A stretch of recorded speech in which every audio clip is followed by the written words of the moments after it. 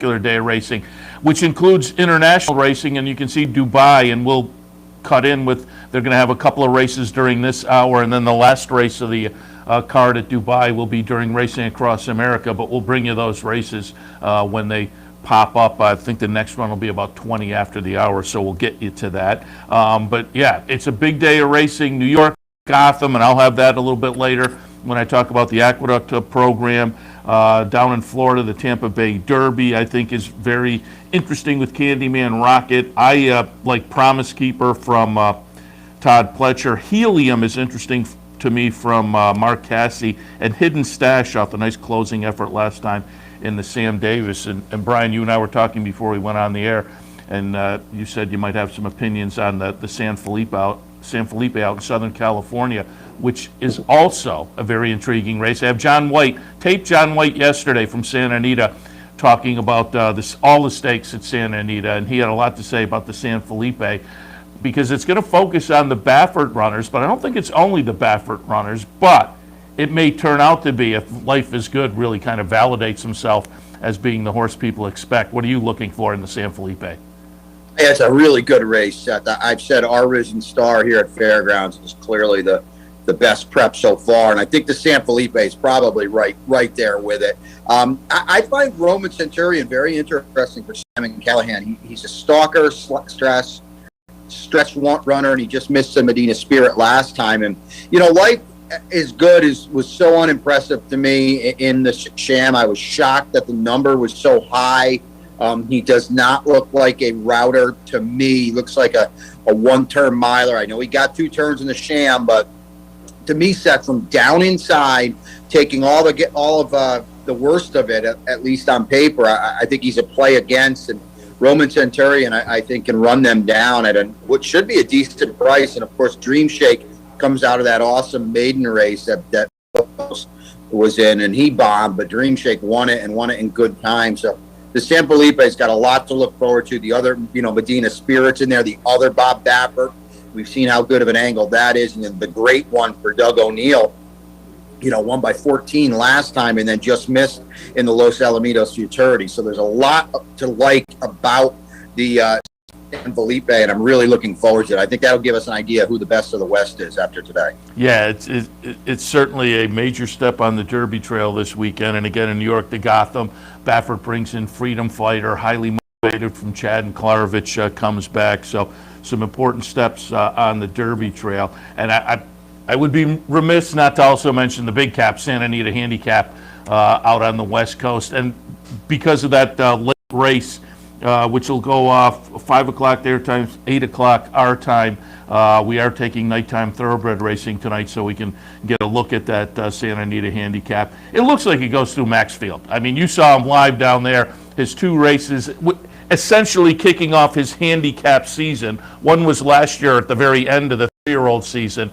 but then the 4-year-old debut, boy, they were really impressive down there. And so it looks like it's going to go through Maxfield and the Santa Anita Handicap. They're paying out that pick 6 out there too today. They expect $5-6 million in there. It does, Seth, but you're a buyer guy, or at least you use him. Maxfield's pretty slow on paper. I mean, he'll be bet hard, and I get it, but if you want to play against Maxfield, boy, you have every right to do so, because he's never really run fast. Now, I know they haven't gotten to the bottom of him. Brendan Walsh has told me many times he hasn't come close to getting to the bottom of him. But at least when you look at his body of work, he's not a very fast horse. A horse like Express Train, you could argue he should be favored in the race. So there are other ways to go. I really do hope Maxfield wins, because he's such an exciting horse, an undefeated horse, long on promise, and now he's finally getting a chance to show it with consecutive races. So I'm really looking forward to that, seeing him go 1.25 miles as well. Yeah, it's going to be a fun afternoon out at Santa Anita, down at Tampa Bay. And I'll also note the weather forecast at Tampa, unfortunately, on their big day, looks like they'll have some weather down there. So, again, if you're playing Tampa, take a look, and hopefully everything kind of holds together. But that was unfortunate. And, again, in New York a little bit later, I'll be taking a look at their stakes action as well. But let's jump in now, Brian. Gulfstream Park on this March 6th Saturday. The opener at Gulfstream today, maiden specials going 1 mile on the grass. How did you see Race number 1 down on the east coast of Florida. Yeah, we'll zip through some of these non-stakes races. A long day, as you mentioned. So 6-1 over to 3-8-2. One sheet selections. Might be some weather in Florida as well. So 1-6-3 on the main track. But on the dirt, Navisi and Sunrise taking a little shot for Chad. This horse hasn't been seen since August. But on the dirt, a no-show on the dirt. Comes back with Lasix. IRAD is here. Wasn't really bet on debut. My Miss Sophia, the dam, was a really, really nice runner.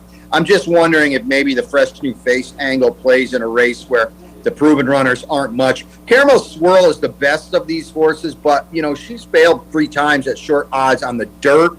Now Belmont tries her on the turf, so it's kind of like, you know, I wonder if it sticks, you know, throwing it at the wall. Then Stunning Princess in the mix as well for Danny Gargi, but she's over 4 too. So there are reasons to look elsewhere. 6-1, 3-8-2 in the opener one-sheet selections. Yeah, a fun race. I mean, you mentioned 3 I have in my mix. I looked at the card for OTB Live a little bit later on, but I think you can point to 2 or 3 others who have some potential in that opener as well. Race number 2 at Gulfstream on Saturday afternoon. $16,000 claimers scheduled for 8.5 furlongs on the grass. 7 over to 3-9. Those are the same picks on dirt as well, but it looks like Dream Friend on the slight rise in class, but is loose here for Maker and Jose Ortiz. I would think he puts him on the lead, and that's that.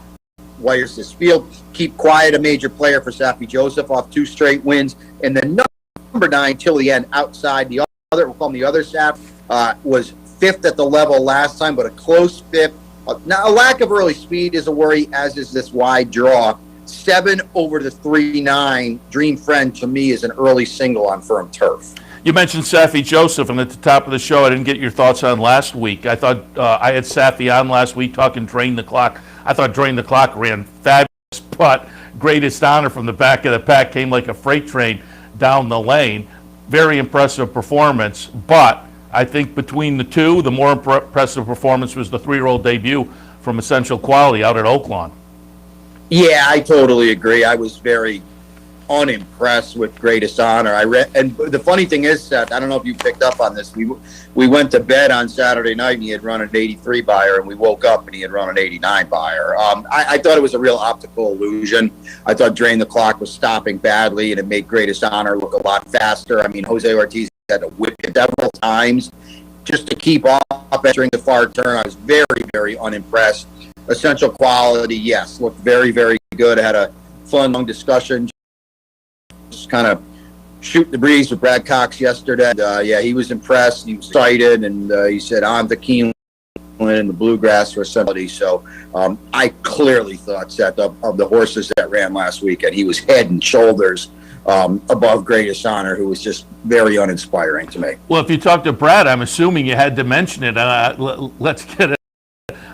Well, secondhand through you, but from Brett, how did he think about Monomoy Girl? Because A, I just give him all kinds of credit, sportsmanship, bringing her back sale last fall, and B, you know, to have her come back like that and run very well and set herself up for the Apple Blossom. That was a fun race from the weekend as well. I guess the degenerate gambler in me is now coming out, Seth, because all I said was, how did the horses come out of Oaklawn? He said, everything's good. So I said, good. And then I said, tell me about Mandaloon, because I'm betting him this weekend in the Derby Future Pool. So we chatted about that, and then he talked a little about Caddo River and those kind of things. But he did say, he said, it was funny because he loves Mandaloon. And he looked at me and he's like, I was in the barn the other day and someone was in there. And the guy said, who's that? And he said, that's Mandaloon. And he said, this horse is getting bigger and stronger by the day. And he was just, you could tell, you kind of lit up, and he was just like, okay, good. That's good enough for me. But, you know, I all reports from Monomoy Girl came out of the race very in fine fettle and onto the Apple Blossom for $1 million. I like Mandaloon too, so I'm glad to hear that as well. All right, let's move on to race number 3 at Gulfstream Park. Optional claimer with the C condition, 3/4 of a mile. Just straight 6'5". Christo Sky, I think, is in the right spot to beat Creed Day. I don't think Christo Sky in the long run is going to be worse than Creed, but I think today he'll beat Creed, and that's because Creed, that nice 3-year-old from Shug of last year, hasn't been out since Belmont in July. He will get some pace help. There's a lot of speed in here, but 6 furlongs is probably too sharp for Creed. The layoff, some kind of, injury or something, obviously something went amiss. So he's a very exciting now 4-year-old, but I think he probably will need this today, prepping for long. Christo Sky will get it done today. Creed will get it done in the future. And he's a horse to watch, Seth. I know a lot of people talk about Performer, who to me is a little ho-hum. I'll be very interested to see how Creed progresses now as a newly minted 4-year-old with a very, very bright future off that very encouraging 3-year-old season. Number 4, these are 3-year-old filly maiden special weight runners going a mile on the grass. It's 6 over the 112 on turf. It's 6, 7, 10 on dirt. Third draft, I just mentioned, Shug. This is my play of the day. I mean, if you see anywhere near 5-2 on third draft, I would fire aggressively. A solid 2-year-old campaign, 2 starts, ran third on debut, a much faster 4th in her second start. A little bit of a layoff, comes back with Lasix, and the rest of this group, Seth, especially the experienced runners, are just not that much. In the firsters, you sift through and you look at the pedigree and stuff. There's not a lot there. So I think third draft, I think she could be a nice horse anyway. Don't be surprised if she's a Queen's Plate kind of horse. Woodbine Oaks into Queen's Plate, a Chiefswood homebred. She looks in a really good spot today to break through. Just okay is not okay. A firster for Todd down inside. Not a lot of pedigree here, but she is a daughter of English Channel. Irad rides. And then Fuchsia from way outside. I don't know, about 15-1. I mean, she's got competitive races at Aqueduct and at Tampa for Rudy Brissett. She's in the mix here, but this wide post is a major problem. I'd say tab the toad on some of these firsters, Seth, but at least on paper, none of them really overly inspiring. 6 over the 112. Best bet of the day, third draft and 4th. Race number 5, $12,500 plain vanilla claimers going a 1-turn mile. It's 2-6 over the 3. Lavi for the Sweezy Barn does a very, very good job. Drops in class, was 4th against a lot better last time. Back with friends here, was 2nd at the level, 2 back sprinting 6. Now we stretch out a little bit. I think that bodes well for Paco Lopez. And then number 6, Dana Grace, from a little bit off the pace, was a distant 2nd last time to Free to Fly, who's been in very, very good form. And then Subsidiary, I think we'll be pressing the issue early on under the Fighting Irad Ortiz. 2nd last time for the Noda brothers. Rises in class, though, and I think that might be a little issue off that win. I think win last time, Play that one underneath. 2-6 over the 3 in the 5th. A middle pick 4 here at Gulfstream. Race number 6 on Saturday afternoon. Conditional claimer, $16,000 to $20,000 tags. Non-winners at 2 lifetime, a mile and an 1/8 on the grass. 11-10 over the 2, and that's the same order if we are on the dirt. Please call me back for Maker and Paco. Drops in class, has been in good form, meets a pretty modest bunch, and I think that'll be enough to get the job done here. A little extra distance shouldn't hurt either. Sees the hay. Excuse me. I played last time at a big number for Todd. Ran okay. I expected a little better against much better than he meets today. So the drop in class figures. He will have to run faster. But that was his first start against winners, and I didn't think he ran terribly. So he can improve. And then number 2, down inside, Montauk Summer for Christoph. Boy, the barn has been having a very, very rough go of it at Gulfstream. Is 6 for 8 with Joe, 5 for 8 with Joe Bravo. So that's a good sign. This was a good third last time at the level, but boy, Christoph is just 8%, 3 for 38 at Gulfstream. I'm apt to play against this barn until he turns the corner, and maybe the horses are just prepping for Aqueduct and certainly Belmont. 11-10 over the 2 in the 6th at Gulfstream. Maybe his top assistant is preoccupied. If people didn't hear, Christoph Cologn's son got engaged to Acacia Courtney, so maybe there's some wedding planning going on and just more important things to worry. I'm kidding. I did see that. I did see that. Congratulations. They are loading in at Dubai, so we will head out to race number 5 on the program, the Jebel Hatta Group 1 event, just over $250,000 up for grabs as they'll go a mile and 1/8 on the turf. There is an overwhelming favorite, the number 1, Al Sahel, at 3-5. We'll see how it plays out, and we'll be back with more Handicappers report after the race. Are we going to do the next 6, or how, is Yeah, that yeah, taking because the the next race isn't until 9:55, so we got plenty Okay, of so time. that'll take the place of our break. Yeah, I think so. Yeah, we're not going to break, right?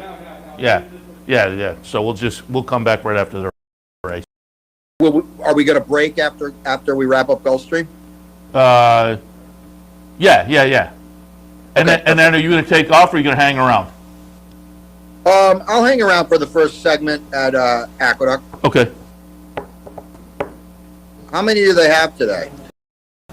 That's a good question. Do they have? Let me look. 10, yeah. Okay, so I'll hang around for the first 5. Well, are we going to do the first 5 at Aqueduct and then break?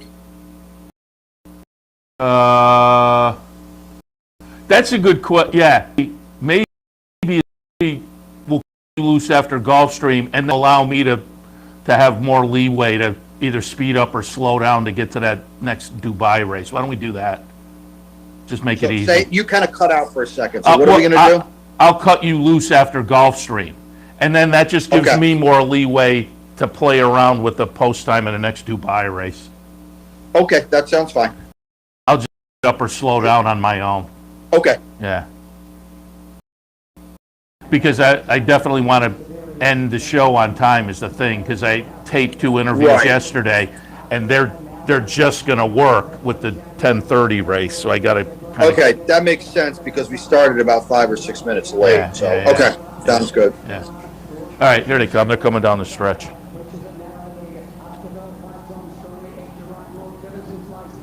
I can't see this race either, so I'm not really. I don't know what's going on. Yeah.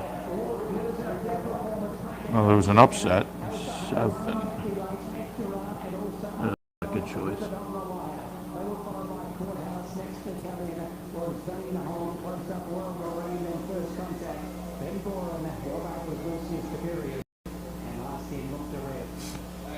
Yeah. So it was number 7, Lord Glitters, who, if I'm looking at the odds, is second choice at 3-1, catching the big favorite there, just in the shadow of the wire. I'm not sure. There's a photo as well for the favorite for second. So hold your tickets there. But it was Lord Glitters getting it done. Race number 5 in Dubai. The next race scheduled to go off at 9:55.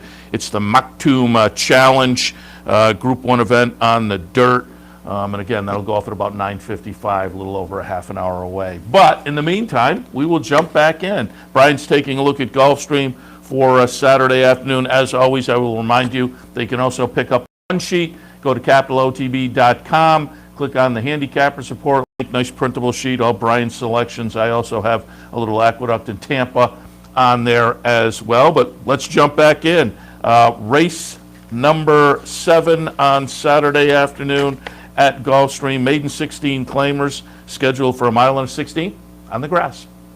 Yeah, and this is Rainbow Six time, and I'm sure you'll talk about it tomorrow, Seth, but they're paying that out tomorrow, and there'll be big balloons there, too. So Santa Anita today, Gulfstream Park tomorrow. 7-2-9 if we're on the dirt. We hope that's not a thing today. 7-8 over the 9-4 if we are on the turf.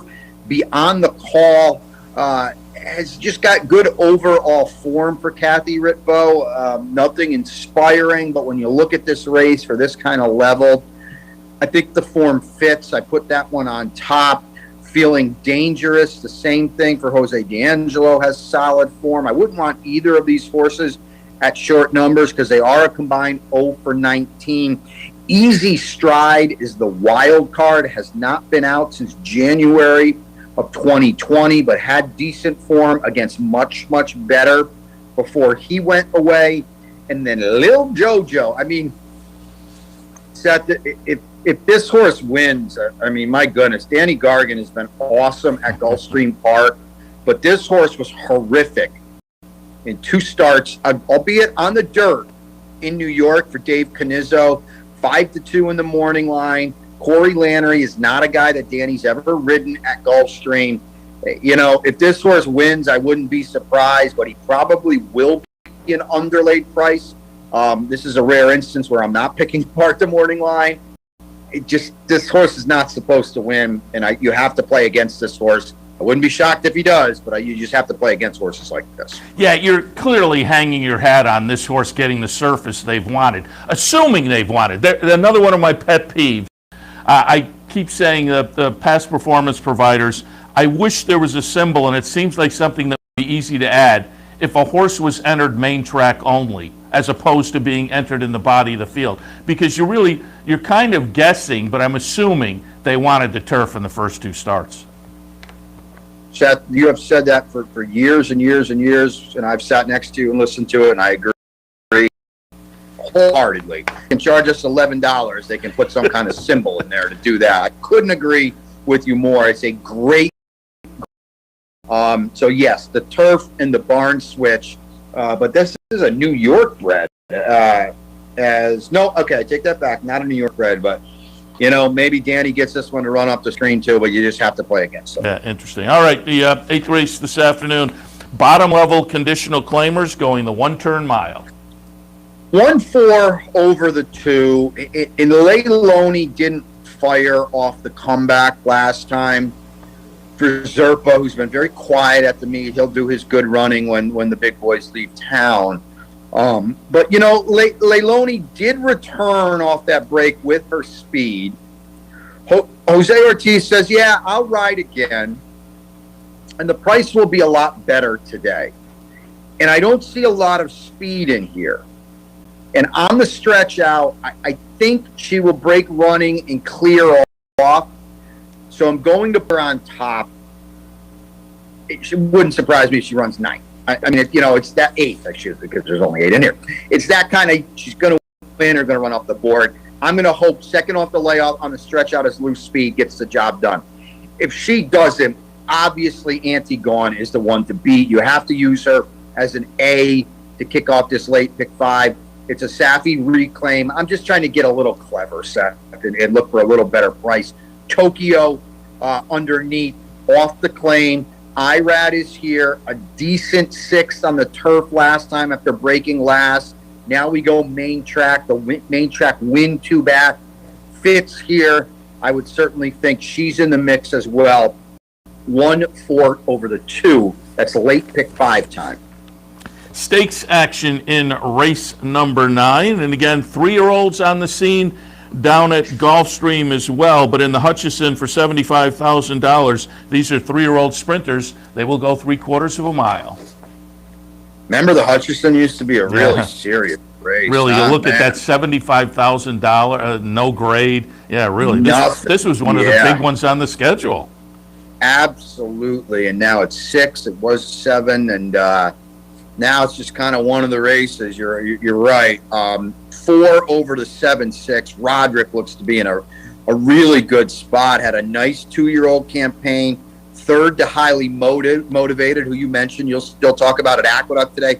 Chris Temper is a really nice sprinter for Chris Davis. So this horse had major 2-year-old form. Comes back now at 3. A hint of a rating gear. Fits well. He looks like a nice UW. Ultimate Madger at a little bit of a price underneath because there's a lot of speed in here. And maybe he can settle and pick it off at a decent price to spice up your exacta for Dale Romans and Paco Lopez. And the number 6, Real Talk, has got the speed. Did well to draw outside the other speed for Carlos Davis. But this is a rise in class out of the Florida-bred rank. Play him underneath. Try to get him out of a chalky exacta. I think Roderick will be very tough. I'll try to add to the exacta with number 7, Ultimate Badger. Moving on to race 9, more stakes action. Fillies and Mares 4-year-olds and up going for $75,000 in the Captiva Island. 5 furlongs on the grass. If we're on the dirt, 6-5-4, but hopefully we're on the turf. It is a stakes race. 3-6 over the 5-4. I took a little chance with Choose Joy, who should be a nice price. Has looked really good in turf sprints. Big rise in class here. facing seasoned stakes foes. But she's got a hint of a rating gear in a race with some speed, and she's going to be close throughout. She's got to run a little faster to beat this group.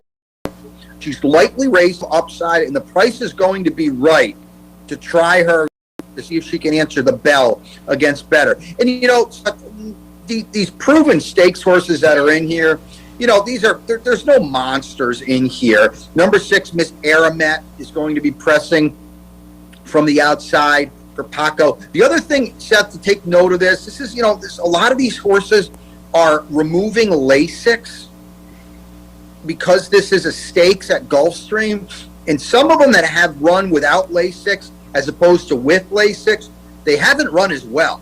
And they're a bit of an unknown. So that's another reason I'm taking a little bit of a price on Choose Joy. Miss Aramet fits that bill. Look at the stakes win at Tampa last time with the big 92 buyer. Look at her non-Lasix races, 2 and 3 back, not nearly as good. So it's just a food for thought kind of thing. Carrot hasn't been out since May for WW. She's only run without Lasix once. It was at Royal Ascot and the Windsor Castle. I'm a little forgiving of that effort, but she's no, you know, on paper, she's not a lot better than any of these. Now you've got the layoff. You've got her facing older horses for the first time too. So I'm looking for value in a spot like this, and Choose Joy brings it to me.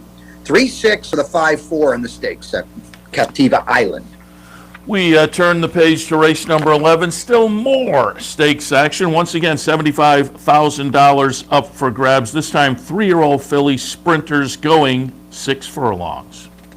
7-1 over the 8. And if you draw a line through the goldenrod, Farsighted had some big 2-year-old sprint form. And Travel Column and Clairiere are the 2 favorites for the Kentucky Oaks right now, however order you want to put it. And her son, Farsighted, was really, really good. A good second to Joyce Rocket at Keeneland on Breeders' Cup weekend. And Joyce Rocket's a really sprinter for Steve Asmussen. So Farsighted from a nice outside attack pose for Rusty, reaches for Jose Ortiz. I think that's a great, great sign.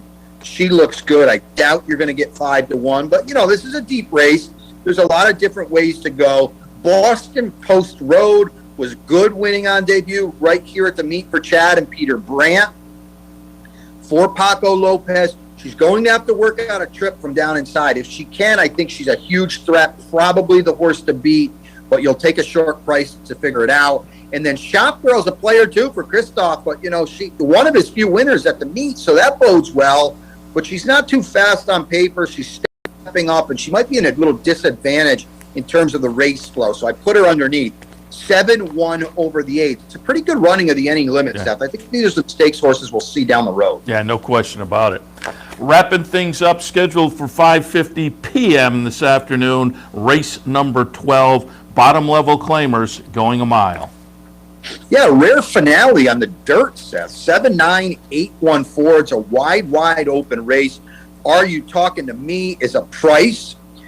Has tactical speed, but doesn't need to be on the lead, and has been in good form running second in his last 2. The Dartlands there. Ganji from outside turf to dirt for Bobby DeBona. Figures as well. Zonic, our old friend from New York, off the claim for Monica Magui.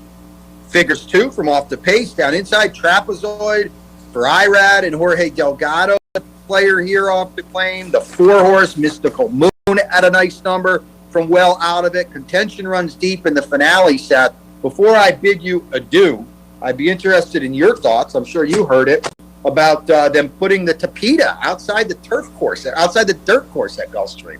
And turf course, excuse me.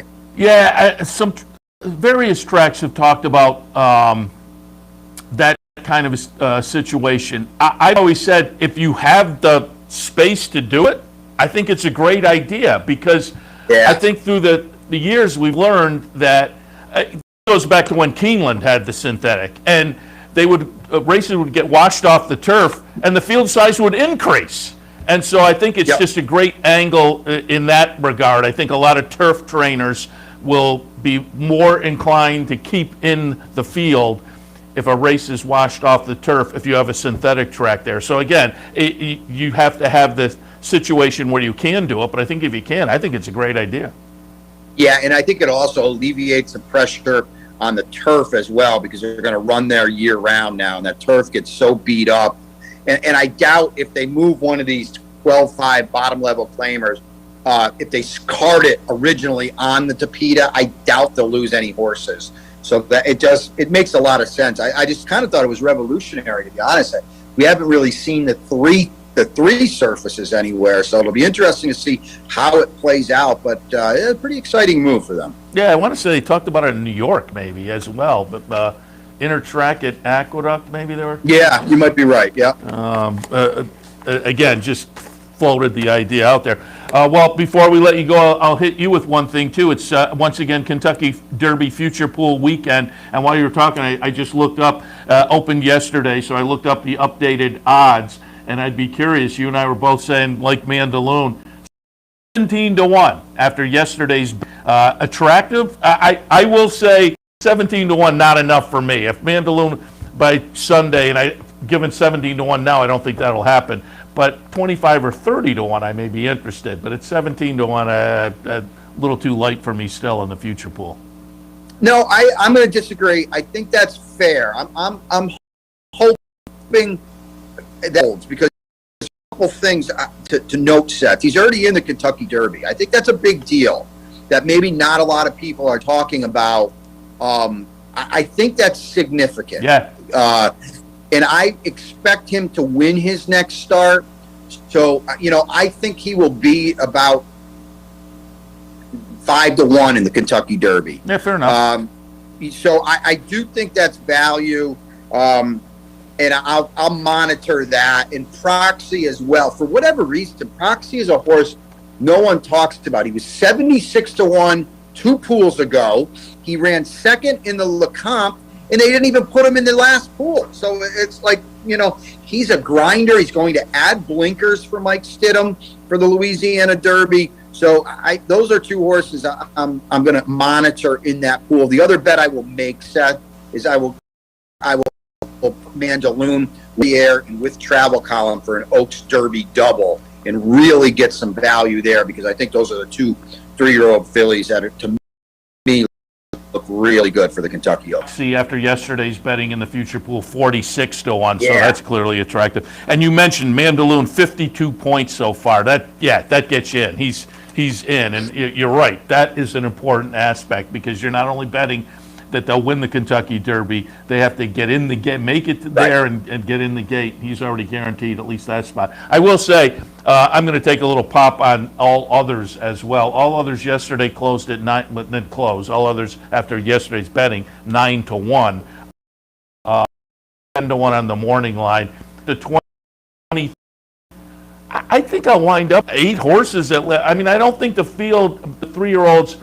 At the top end, I think we do have some horses you can point at, but I think there are still 15 spots decided beyond that, and so it gets me, as I say, maybe 7 or 8 horses in the gate on the first Saturday in May. I agree, Seth. You could have an 8-horse entry there in a pool where you will get value. Probably will get 6 or 8-1. The other thing I like about the Mandaloons of the world race this weekend, so kind of you get that out of sight, out of mind kind of feel. And I think that's the week of those kind of horses, whereas if Life is Good runs off again today,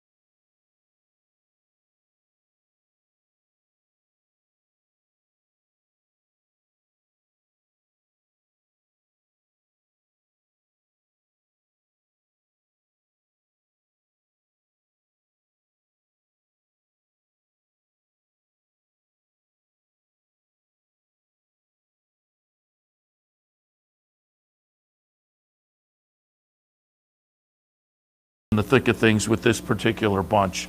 Fourth race at Aqueduct, 1, 5, 7, and 4. Race number 5, Aqueduct this afternoon, 5, 6, 7, and 1. We will go with Scotto on top. Rudy Rodriguez, trainee, that improved nicely with the move into the Rudy barn. Not only that, it was the second start, so probably benefited from the debut. Boy, off of that last race, this horse runs back to that. Probably has this field over a barrel. But with only the 2 starts and the 2 very disparate starts, it's hard to have super confidence, but does look pretty good off of that last run. Lord Camden in the second spot. Last time out, threw in a little bit of a clunker, but the race is just below, all fit with this bunch. And Ring Good in the third spot.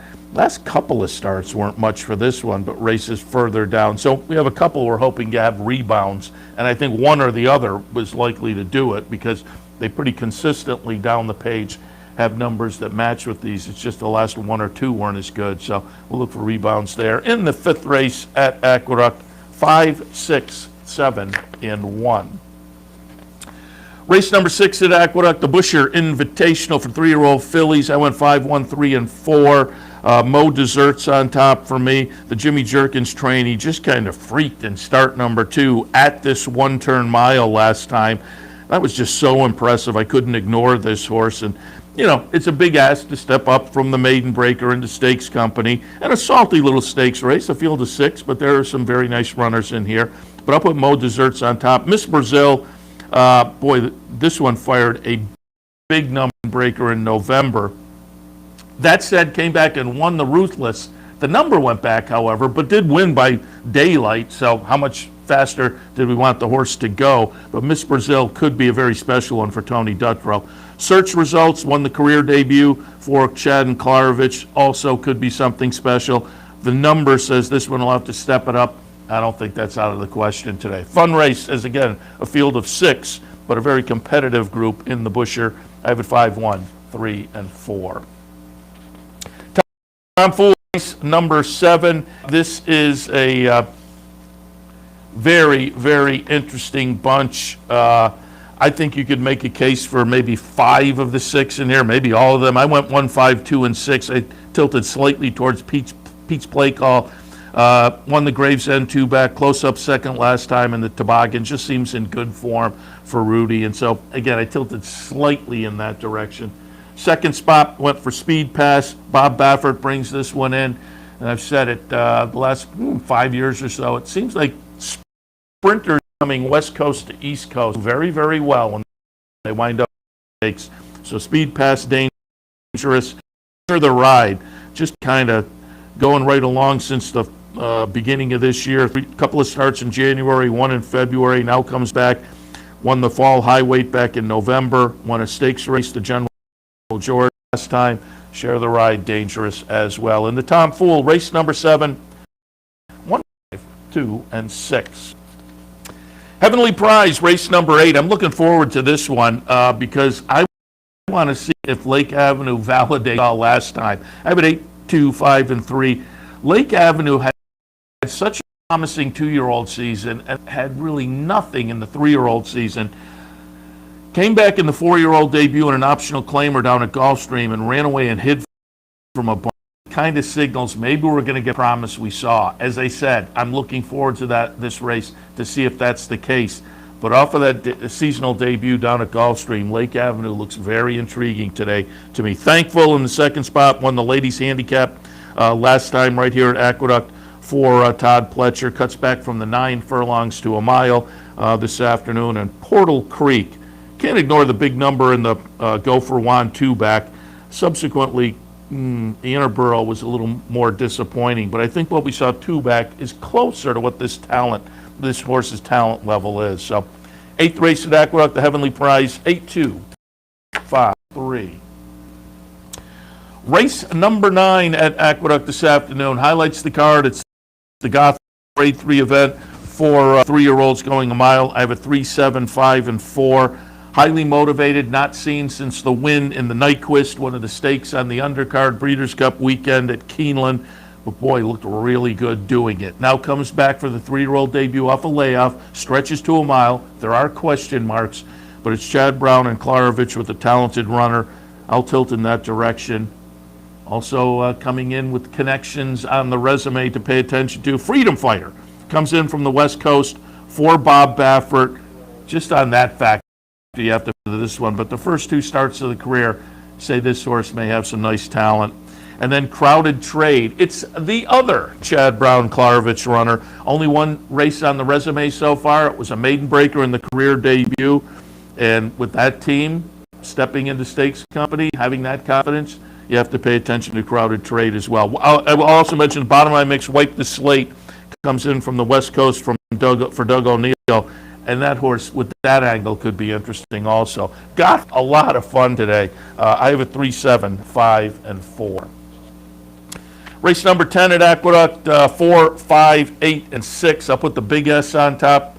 Second start off the claim and drops back down to what may be the comfort zone class-wise. Imperio D in good form right now, and Blues City for Linda Rice off a decent third place finish last time. Seems to be moving in the right direction. In the 10th and 4, 5, 8, and 6. All right, I'm going to wrap it up now as they're going to head into the gate shortly in this upcoming 6th race at Dubai. I will note, top of the hour, we'll kick off Racing Across America. Taped a couple of interviews yesterday.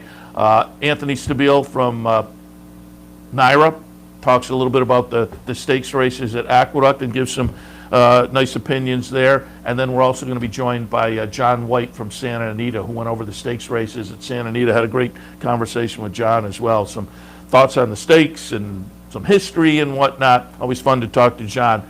Those interviews coming up, top of the hour, Racing Across America. So stay tuned after the Dubai race for that. The Dubai race, as I look at the odds, again, this is the Maktoum Challenge, round 3, Group 1 race on the dirt at 1.25 miles for $390,000. And the favorite currently at 7-5 is number 8, Salute the Soldier, coming out of a win right here at Meydan, February 11th. So again, the 8 is taking the action right now. And once you get past the 8, well, the 11 is 3-1. I was going to say you have some value otherwise, but the 11, the Great Collection, who finished just behind Salute the Soldier in that February 11th race, is the close-up second choice now, 7-5 versus 5-2. So 8 and 11 are the two horses the betting public is looking at. They are loading in, so we'll send it to Maktoum Challenge, round 3, number 6 on a 7-race card by. We'll watch the race, take a break, and when we get top of the hour, Racing Across America. Stay tuned for all and enjoy the race.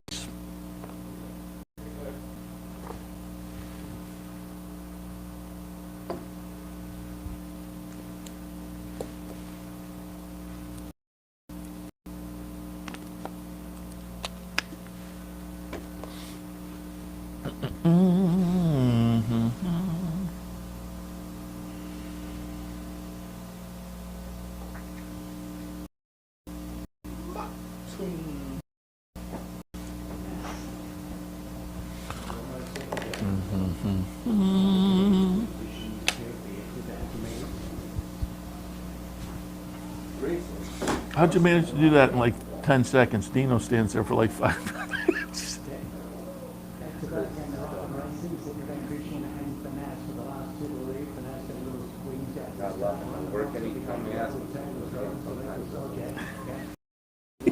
Yesterday, look at that. It can't be that complicated. Oh, how long have they been here? Like 4 years? Yeah, exactly.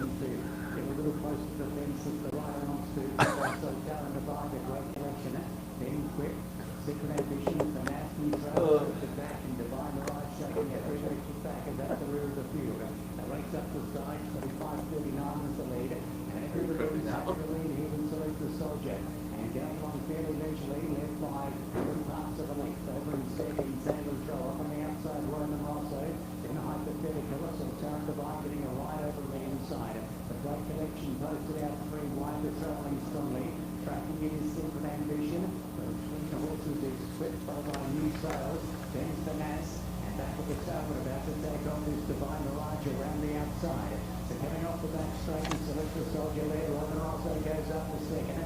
Going strongly behind them. Hypothetical in the pale blue.